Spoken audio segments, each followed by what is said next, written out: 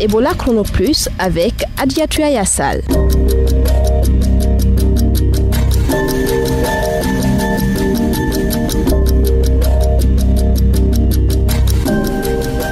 Bienvenue à tous, très ravi de vous retrouver pour ce nouveau numéro d'Ebola Chrono Plus. Des aires de jeu pour les enfants orphelins ou affectés d'Ebola, vous aurez plus de détails dans un instant. Également dans cette émission, nous irons à Dubreka pour parler de la surveillance renforcée. Dans cette préfecture, les activités ont du mal à démarrer. Pour finir, l'invité du jour, Dr Fassine Yatara, responsable de l'unité de surveillance à la coordination, nous parlera des nouvelles mesures pour rehausser la vigilance dans la surveillance communautaire.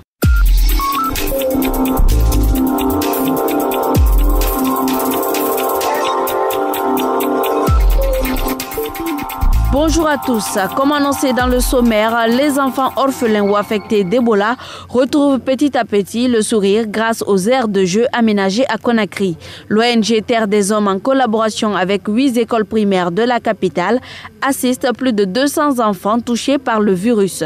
Ces différentes surfaces permettent à ces enfants et leurs camarades de sortir de la solitude.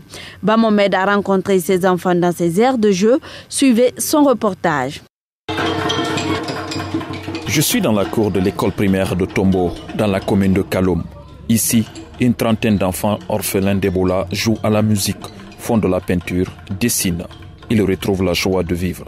Aboubakar Traoré est l'un d'eux. On est venu jouer, ça se passe très bien. Ils nous donnent des choses. On joue avec la voiture, les motos, les vélos, des billes, des ballons. On joue avec tout. Je suis très content. Ces enfants affectés d'Ebola sont suivis dans ces aires de jeu par des agents communautaires de protection.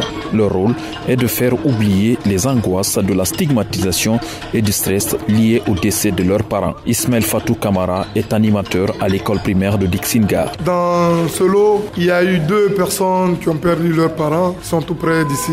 Ils se sentent à l'aise, très bien avec les enfants parce que nous sommes là pour les consoler. Dans les différentes aires de jeu, les animateurs observent en détail chaque enfant pour apporter un soutien psychosocial individuel approprié. Joël Ariette Abba est superviseur de l'ONG Terre des Hommes. Lorsque les enfants sont ensemble, on essaie de voir est-ce qu'un enfant est timide, est-ce qu'il a du mal à jouer avec les autres après le passage d'Ebola. Donc pendant les activités de jeu, on essaie de sélectionner ce genre d'enfants-là qu'on met à l'écart, qu'on essaie d'entretenir, de mettre en confiance. Et au fil du temps, on voit que les enfants commencent à s'habituer à leurs amis et à jouer vraiment. À Conakry, 10 aires de jeu ont été aménagées par Terre des Hommes dans les communes de Kaloum, Dixine et Matoto. Ba Mohamed, Ebola Chrono Plus, Conakry. En région forestière, le taux de paludisme chez les enfants est de plus en plus élevé. Pour les sauver, l'ONG Alliance internationale pour l'action médicale Alima leur offre une prise en charge médicale gratuite à l'hôpital régional de Zérékoré. Suivez le reportage de Makan Soumaoro.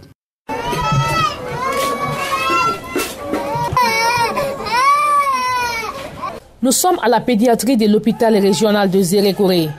Ce matin, plus de 60 enfants âgés entre 0 et 5 ans sont alités. La plupart souffrent du paludisme grave. Selon Joséphine Niputa, surveillante à la pédiatrie de Zérékoré, le paludisme est l'une des principales causes de la mortalité infantile. La mortalité pédiatrique est souvent causée par le paludisme grave. Les enfants ne sont pas bien suivis à la maison et ils viennent dans des états très critiques. Donc le paludisme simple se transforme en grave, c'est ce qui envoie les enfants. Si le palu est traité à temps, là, on n'arrive pas dans un état très grave. À la pédiatrie de Zérékoré, l'ONG Alima prend en charge les cas de paludisme grave, explique Patricia, responsable des activités d'Alima à l'hôpital régional. Durant l'épidémie d'Ebola, les centres de santé et l'hôpital de Nzérékoré avaient vraiment baissé dans la fréquentation puisque les gens avaient peur de venir dans les centres de santé et le personnel médical était très touché aussi par l'épidémie. Que 80% de nos patients entrent pour le paludisme. Alima appuie les urgences pédiatriques, les soins intensifs, également la nutrition. Pour le moment, ça ne baisse pas, on est encore dans un pic. Une unité de soins intensifs est installée par Alima à la pédiatrie de l'hôpital régional de Zérékoré. D'autres maladies des enfants telles que les infections respiratoires seront aussi prises en charge. Makan Soumaro, Ebola Chrono, Zérékoré. Ebola Chrono Plus, Alexis Collier, Ebola Chrono Plus, Gekedou, Asmao Diallo, Ebola Chrono Plus, Forécaria. Ba Mohamed, Ebola Chrono Plus, Dabola. Sidibé Kondé, Ebola Chrono Plus, Conakry. Mohamed Kouma, Ebola Chrono Plus, Séguiré. Suivez toute l'actualité dans votre bulletin d'information. La Guinée est actuellement dans la phase des 90 jours de surveillance renforcée. 2 semaines après la déclaration de la fin de l'épidémie, les activités tardent à être effectives. Sidibé Kondé, vous revenez d'une mission à Dubrika. Comment ça se passe là-bas? Il faut dire à Diatou qu'à Dubrika, les activités de surveillance n'ont pas réellement commencé. Tout est au ralenti depuis la déclaration de la fin d'Ebola le 29 décembre dernier. Il n'y a plus d'alerte sur les maladies fébriles, idem pour les décès communautaires, alors que ces 2 facteurs figurent en bonne place parmi les tâches à faire pendant cette période de surveillance. Donc, les personnes assignées à cette tâche sont aujourd'hui démotivées parce qu'elles ne perçoivent plus de primes. Je vous propose d'écouter Moussa Traoré, il est membre du comité de veille villageois à Dubrika. C'est décembre, le jour où ils ont déclaré que l'Ebola est fini. C'est le jour où le contrat a pu faire. Depuis la fin de l'épidémie, est-ce que les habitants... Non, ils ont essayé de nous appeler dès novembre parce qu'on nous a donné un numéro flotte qui nous permettait de passer l'information. Comme ils ont coupé ces numéros, on ne nous appelle plus maintenant de dire qu'il y a un cas dans le quartier ou bien un cas dans les familles respectives. Ils ont essayé de nous appeler et nous aussi on ne remonte plus maintenant des informations à leur niveau. À vous entendre, Sidibé, on comprend tout de suite qu'il y a un relâchement quand même dans la préfecture. Effectivement, et ce depuis les derniers moments de la fin de l'épidémie. Pour être clair à Diatou, ce relâchement se situe à tous les niveaux. Le lavage des mains n'est plus observé aujourd'hui au sein de la communauté. Beaucoup de partenaires ont diminué leurs équipes. D'autres ont même retiré leurs véhicules. C'est le cas d'ailleurs de la Croix-Rouge qui avait plié bagage après la déclaration de l'OMS sous prétexte que leur contrat a pris fin. Mais elle vient de reprendre ses activités avec quelques volontaires. Oui, pendant cette période de surveillance renforcée et comme l'a annoncé l'OMS, on devrait continuer à tester les corps. Est-ce le cas à Dubrika? Oui, selon la présidente de la Croix-Rouge à Dubrika, Hagia Salimatouba, à chaque décès communautaire, le corps est testé. Je l'ai eu au téléphone un peu plus tôt. Écoutez. Dans le cadre de la surveillance, maintenant, la Croix-Rouge ne fait pas l'enterrement, mais enfin, on fait le prélèvement pour qu'on sache si l'intéressé est positif ou négatif. Est-ce que la Croix-Rouge dispose des moyens aujourd'hui pour continuer ce travail jusqu'à la fin des 3 mois? Oui, on a envoyé des véhicules dans les préfectures concernées. Et on a activé une équipe par préfecture. Il y a un véhicule par préfecture, dans d'autres préfectures, il y a 3. Mais vous n'avez pas de difficultés quand même avec la population, la communauté? Bien sûr, on a des petites difficultés, mais d'abord pour faire les prélèvements, on fait d'abord la sensibilisation des populations. Alors là, on peut avoir 4 à 5 alertes par jour. Alors, face à ces dysfonctionnements au niveau de la surveillance que vous venez de citer, que prévoient les autorités sanitaires? Justement, j'ai rencontré le directeur préfectoral de la santé de Dubrika, le Dr Fodé Cissé. Il tente de redynamiser ses équipes. On l'écoute. Depuis plus d'une semaine, nous avons constaté que le nombre de maladies fébriles déclarées dans les structures a baissé, idem que le nombre de décès communautaires qui étaient déclarés a également baissé. À notre niveau, nous n'avons pas cherché à comprendre pourquoi. Nous avons pris des actions appropriées. La première action que nous avons prise quand nous avons constaté que ces 2 indicateurs-là sont en train de baisser, nous avons convoqué immédiatement une réunion de tous les acteurs. À l'issue de cette réunion, nous avons fait des recommandations. La première, c'est qu'on a demandé à tous les chefs de centres de santé de continuer à déclarer et à remonter les cas de maladies fébriles. Et deuxièmement, nous avons demandé à la Croix-Rouge rapidement de redynamiser les différentes équipes qui s'occupaient de l'enterrement digne et sécurisé. Et la troisième recommandation, c'est à l'endroit également de tous les partenaires de continuer toujours à nous appuyer sans relâche. Voilà, c'était donc Dr Fodé Cissé, directeur préfectoral de la santé à Dubrika. Merci Sidibé. Je signale que dans notre prochaine émission, nous nous intéresserons à la préfecture de Forécaria. Pour toutes vos questions sur Ebola ou la santé, appelez-nous au 624 19 78 64. Ebola Chrono Plus, l'invité du jour. Comme je vous l'ai dit en début d'émission, 2 semaines après la déclaration officielle de la fin d'Ebola en Guinée, la Coordination nationale de lutte contre Ebola a constaté un relâchement de la surveillance communautaire. Pour rehausser le contrôle, de nouvelles mesures ont été prises. Pour en savoir plus, Bamomed a rencontré le Dr Fassine Yatara. Il est le responsable de l'unité de surveillance à la Coordination nationale de riposte à Ebola. Nous, on savait que les performances allaient baisser, même au niveau communautaire. Ce n'est pas une catastrophe, parce que c'était prévisible. On a déclaré la fin de l'épidémie le 29 décembre. Même si ce n'était pas la fin de l'épidémie le 29 décembre, toute activité dans tous les pays tourne au ralenti. Donc malheureusement, c'était cette mauvaise coïncidence. La semaine qui a directement suivi, c'est-à-dire la première semaine de janvier, on a compris que les choses ont baissé. La deuxième semaine, on a constaté que cette baisse était encore là. Mais on s'est dit non, il ne faut pas s'asseoir. C'est justement la raison pour laquelle une grande réunion a été convoquée le vendredi, où tous les partenaires étaient là pour faire le constat et voir dans quelle mesure relancer les surveillances. Mais est-ce que la feuille de route qui a été mise en place, les uns et les autres savent réellement ce qu'ils doivent faire? Oui, chacun sait exactement ce qu'il faut faire. Mais les feuilles de route, c'est beaucoup plus pour relancer, renforcer maintenant le système de santé pour éviter ce qui est arrivé et qui a été à la base du déclenchement et de la toute grande durée de l'épidémie en matière de surveillance, mais également pour essayer de mieux gérer toute autre éventualité en dehors même de Ebola. Donc c'est ça qu'on appelle la feuille de route de la surveillance. Pensez-vous que les équipes qui doivent s'occuper de faire prélèvement des enquêtes sont suffisamment équipées pour faire ce travail? Bon, l'investigation, ce n'est pas quelque chose de compliqué. Autour d'un corps pour investiguer, ça ne prend pas plus de 30 minutes. On a des équipes sur le terrain. Nous avons des partenaires, notamment l'OMS, qui a encore maintenu sur le terrain les équipes qui étaient là-bas pendant la période de riposte et qui assuraient l'investigation autour de tous les décès. Est-ce que tous les corps seront enterrés par la Croix-Rouge?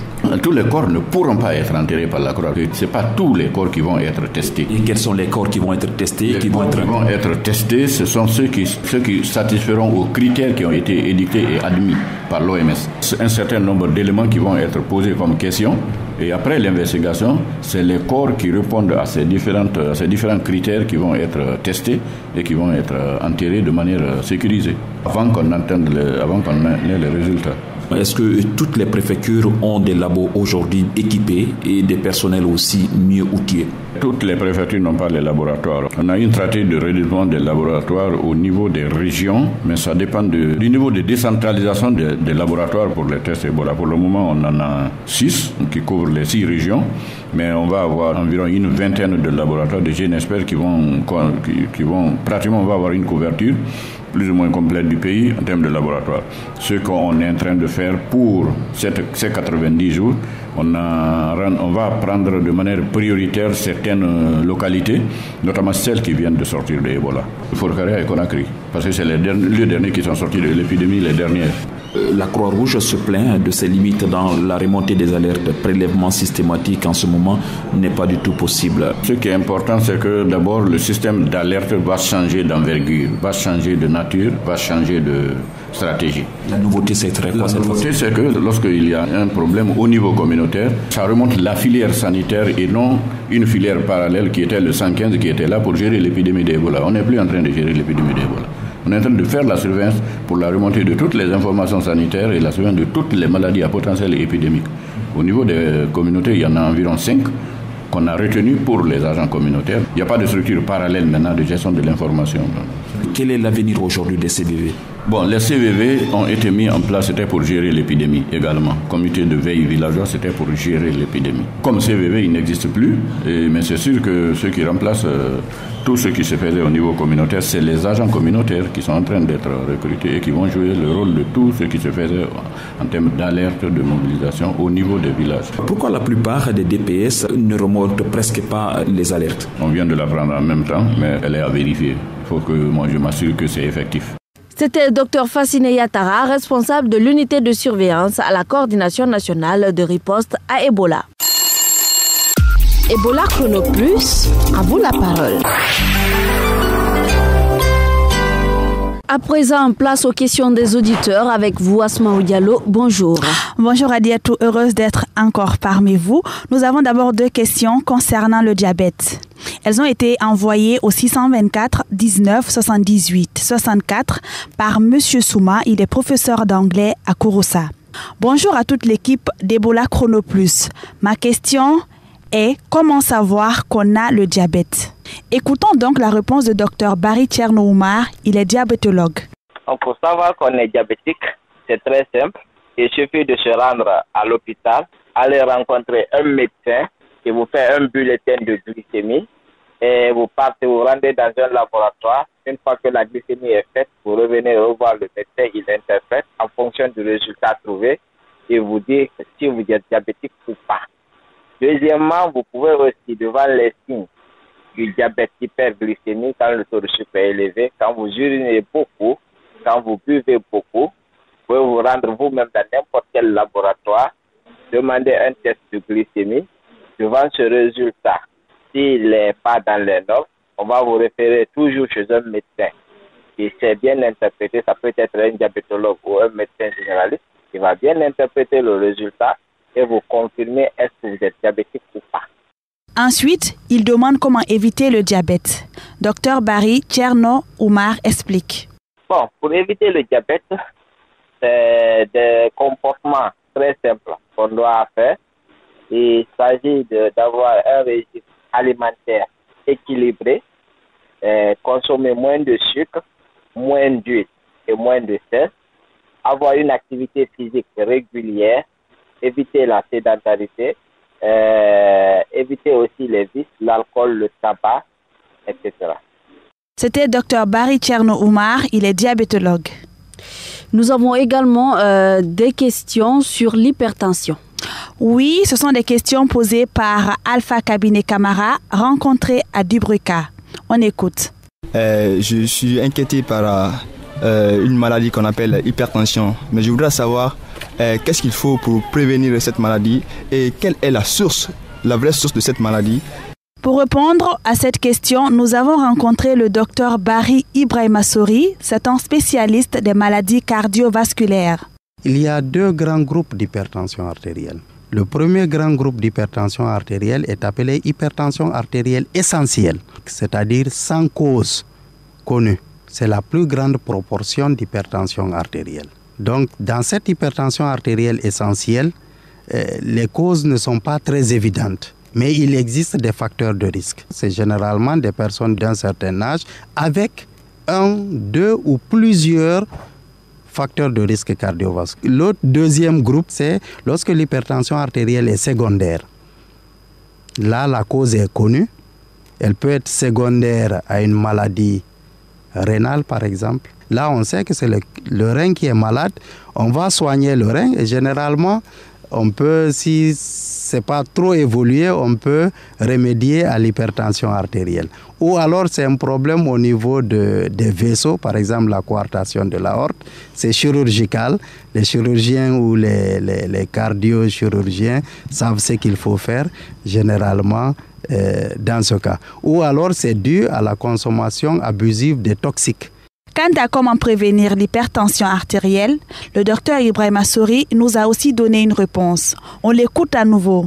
Maintenant, pour la prévenir, il faut avoir un style de vie correct. Il faut avoir une hygiène de vie propre. Éviter, on a dit, les excitants. Manger utile. Éviter de manger beaucoup gras. Éviter les toxiques de façon générale. Éviter d'être nerveux, tendu à tout moment. Faire systématiquement des examens, des analyses, que ce soit chez le médecin généraliste ou chez le médecin spécialiste, pour essayer de prévenir.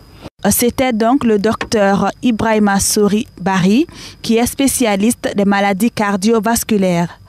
À vous la parole, c'est tout pour aujourd'hui. Continuez à nous écrire au 624 19 78 64. Merci de votre attention. Merci Asmaou. Ebola Chrono Plus, c'est fini pour aujourd'hui.